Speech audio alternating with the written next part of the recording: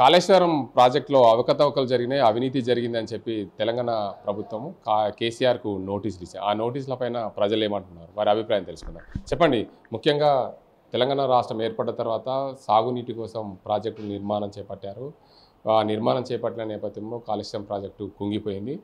కుంగిపోవడం వల్ల తెలంగాణలో ఏర్పడ్డ కాంగ్రెస్ ప్రభుత్వం అవినీతి అక్రమాలకు పాల్పడ్డాడు గత ముఖ్యమంత్రి కేసీఆర్ అని చెప్పి ఇప్పుడు ప్రభుత్వం నోటీసులు జారీ చేసింది. దానిపైన మీరేమంటారు?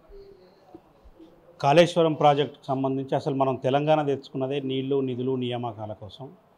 కేసీఆర్ కూడా దాంట్లో భాగంగానే ఉన్నటువంటి ప్రాజెక్టులు, అంటే అప్పటికే కట్టినటువంటి ప్రాజెక్టులను పట్టించుకోలేదు, కానీ కొత్తగా అంటే వాటర్ను లిఫ్ట్ చేయటం కోసం కాళేశ్వరం ప్రాజెక్ట్ అనేది ఆయన నిర్మాణం చేయటం జరిగింది. దానికి సంబంధించినటువంటి టోటల్ డిజైన్ ఆయననే బాధ్యత వహిస్తూ ఆయన్నే మొత్తం దాని మీద కేంద్రీకరించి రాష్ట్రానికి సంబంధించి దాదాపు 1,00,000 కోట్ల రూపాయల ప్రజాధనాన్ని కాళేశ్వరం ప్రాజెక్టుకే వెచ్చించి దాన్ని నిర్మాణం చేయటం అనేది జరిగింది. ఇంకొక ఏ ఒక్క స్కీమ్ కూడా 10 సంవత్సరాల కాలంలో కేసీఆర్ అమలు చేసినటువంటి పరిస్థితి లేదు. కానీ ఇవాళ ఆ డిజైన్ మొత్తం, అంటే కాళేశ్వరం ప్రాజెక్టు కుంగిపోయి అది ఒకవేళ నింపితే మొత్తం ఆ ప్రాంతం అంతా కూడా కొట్టుకుపోయి ప్రజలు చచ్చిపోయేటటువంటి పరిస్థితి వచ్చింది. కాబట్టి దీనికి సంబంధించింది ఆయన గతంలో కూడా ఆయనే స్వయంగా ఒప్పుకున్నాడు, ఇది నేను డిజైన్ చేసిన ప్రాజెక్టు, ఇది నేను తయారు చేసిన ప్రాజెక్టు, మన తెలంగాణ రాష్ట్రం మొత్తానికి కూడా ఇది ఉపయోగపడేటటువంటి ప్రాజెక్ట్ అని చెప్పడం జరిగింది.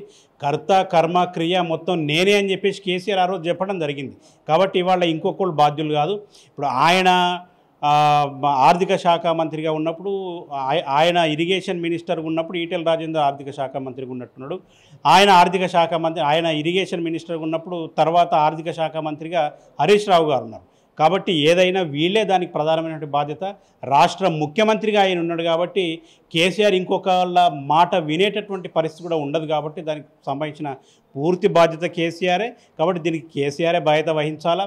ఏదేమైనా రేపు ఒకవేళ ఇప్పుడు ఆ అవినీతికి సంబంధించి కూడా కేసీఆర్ మీదనే చర్యలు తీసుకోవాల్సిందిగా మేము కోరుతున్నాం. ప్రధానంగా తెలంగాణ రాష్ట్ర ప్రజలు బాగుపడాలి, సాగునీరు అందించాలి, నీళ్లు నిధులు నియామకాల పేరు మీద తెలంగాణ రాష్ట్రం ఏర్పడింది. గతంలో భారతదేశంలో స్వాతంత్రం వచ్చిన తర్వాత అనేక ప్రాజెక్టులు నిర్మాణం జరిగినాయి. తెలంగాణ రాష్ట్రం ఏర్పడ్డ తర్వాత తెలంగాణ రాష్ట్రానికి ప్రత్యేక గుర్తింపు ఉండాలనే ఉద్దేశం మీద కాళేశ్వరం ప్రాజెక్టు అయితే నిర్మాణం చేపట్టారు. అందులో భాగంగా దానికోసమే నోటీసులు ఇస్తారా? కాళేశ్వరం ప్రాజెక్టు ద్వారా తెలంగాణకు గుర్తింపు వచ్చినటువంటి మాట వాస్తవం. ఎందుకంటే ఆయన పెట్టిందంతా దానికే కాబట్టి ఖర్చు.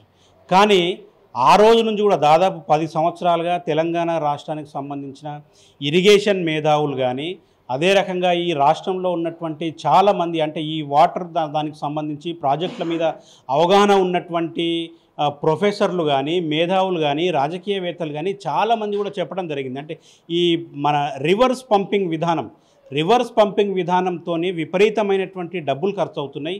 ఇది సరైనటువంటిది కాదు. కాళేశ్వరం ప్రాజెక్టు మీద పెట్టేటటువంటి ఖర్చు ఏదైతే ఉందో ఇది మిగతా ప్రాజెక్టులు, ఇవాళ నిజాం సాగర్ ఉంది, శ్రీరామ్ సాగర్ ఉంది, నాగార్జున సాగర్ ఉంది, మిగతా ప్రాజెక్టుల మీద ఇప్పుడు దాంట్లో పూడిక తీసే కార్యక్రమం చేసినా కూడా ఇవాళ ఆ ప్రాజెక్టులు నిండితే ఈ తెలంగాణ మొత్తం సస్యశ్యామలం అయ్యేటటువంటి అవకాశం ఉంటుంది.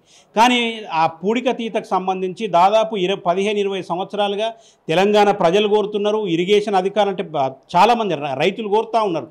పూడిక తీస్తే ప్రాజెక్టులో నీళ్లు నిండుతాయి. పూడిక తీయకపోవటం వల్ల ఇవాళ ఇప్పుడు మన ఉదాహరణకు నిజాం సాగర్కి సంబంధించి 14 టీఎంసీలు అని చెప్పేసి మనం మాటల్లో చెప్పుకోవటం తప్ప వాటర్ 14 టీఎంసీలు దాంట్లో ఉండేటటువంటి అవకాశం లేదు. కారణం ఏంటంటే పూడిక పెరిగిపోయింది. అదే పూడిక తీస్తే కనుక ఖచ్చితంగా దాంట్లో ఆ ప్రాజెక్ట్ నిండితే ఈ నిజాం సాగర్ ఆయకట్టుకు సంబంధించినటువంటి అంటే రైతులు మొత్తం కూడా 2 పంటలకు సంబంధించిన వాటరు రావటంతో పాటు ఇంకా తాగునీటికి కూడా హైదరాబాద్కు కూడా మనం తాగునీటి అవసరాల కోసం నీళ్లు పంపేటటువంటి అవకాశం ఉంటుంది. కాబట్టి ఇటువంటి కార్యక్రమాలు చేస్తే బాగుంటుంది అనేది ఆ రోజు మేధావులు కానీ, ఈ నీటిపారుదలకు సంబంధించినటువంటి ప్రొఫెసర్లు కానీ అనేక మంది మేధావులు చెప్పడం జరిగింది. అవేవి చెప్పకుండా నాదే పూర్తి బాధ్యత అని చెప్పేసి మొత్తం ప్రజాధనాన్ని ఆయన లూటీ చేసిండు. ఆ పేరుతోని ప్రజాధనాన్ని మొత్తం కూడా దుర్వినియోగం చేసిండు. కాబట్టి ఖచ్చితంగా ఆయనే దీనికి బాధ్యత వహించాలి. Thank you.